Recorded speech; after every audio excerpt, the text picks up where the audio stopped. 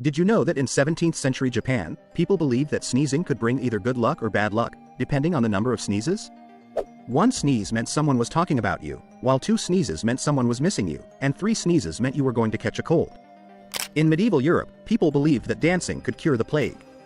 The theory was that the disease could be danced out of the body.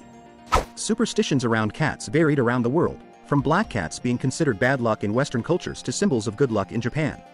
Ancient Rome had many strange superstitions, including the belief that wearing a magic amulet could protect you from the evil eye.